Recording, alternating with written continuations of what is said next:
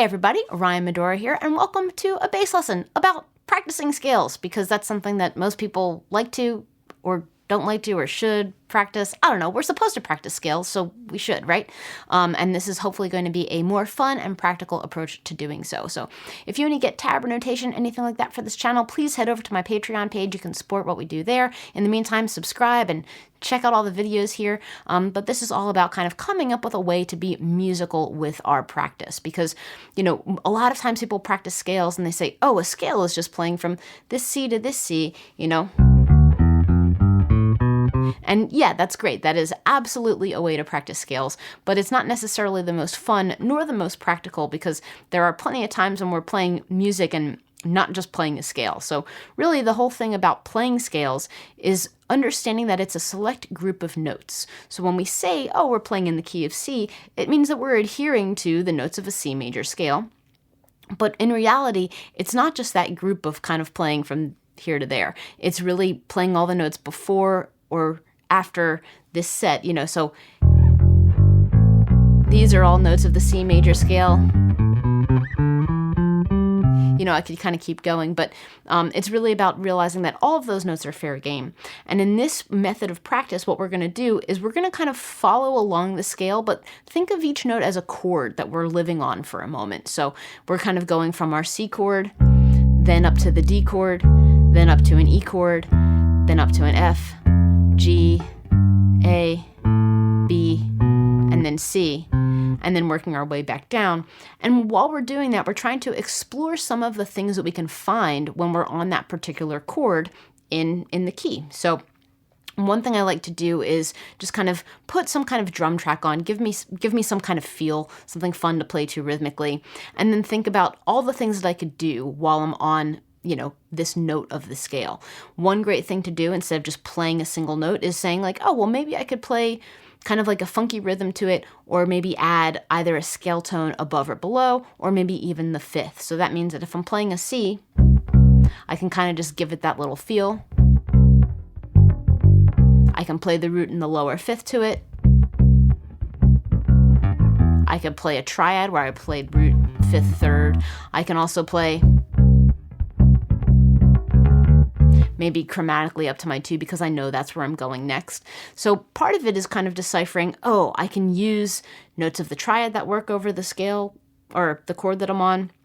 I can also play into the next note that I'm going to. So again, we're playing a scale, we're still going C, D, E, F, G, so on and so forth, but we're thinking about how to play something musical as if we're moving from a C chord to next the D minor chord. So let's say we're doing that.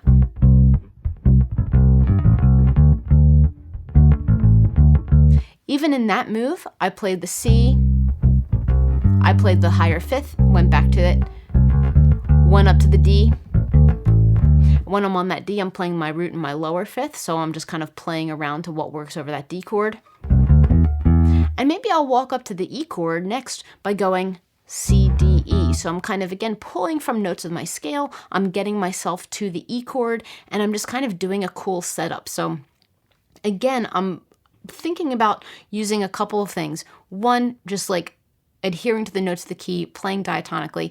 2, having good technique, because again, when we're practicing scales, usually we're doing it to practice technical things. So in this case, I'm kind of trying as much as possible to stick to like my 4-fret span shapes, having good technique in that regard. And then I'm also thinking like, oh, how can I play into each note of this scale, you know?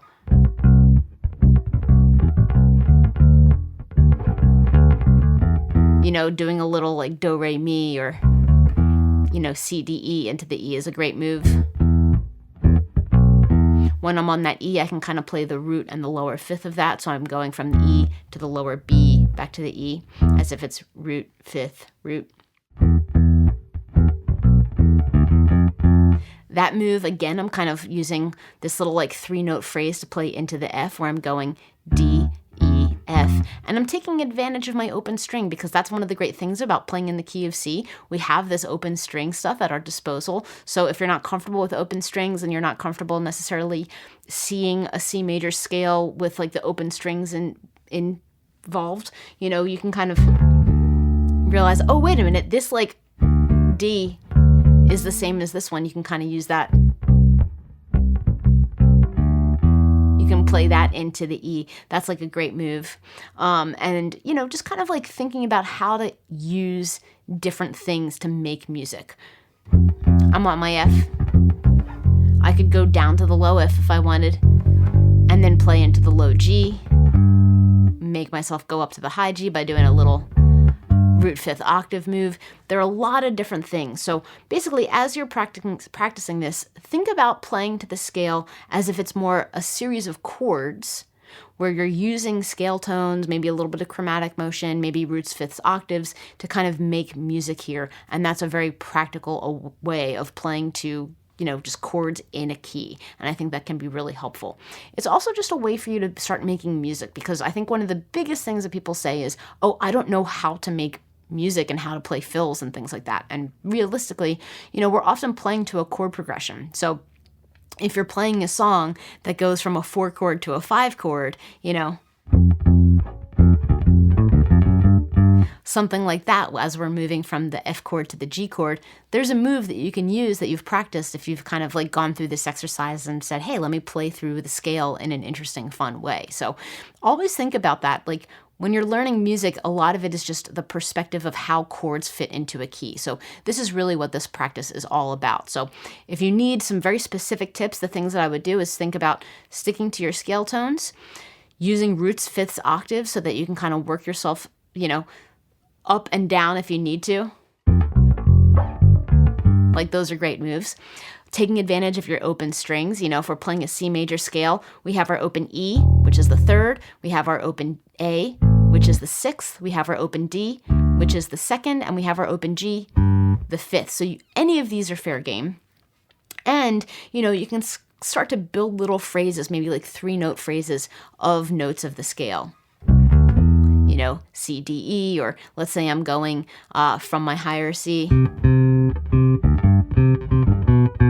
I can go be-do-ba by playing the root, the 5th, and then going to scale degree 7. Just little 3-note phrases that really work and play to the notes of the scale. So those are a lot of specific things you can kind of gear your practice towards. So again, if you want to get tab or notation, anything like that to accompany this lesson, head over to my Patreon page and you can support this channel and find all that stuff there.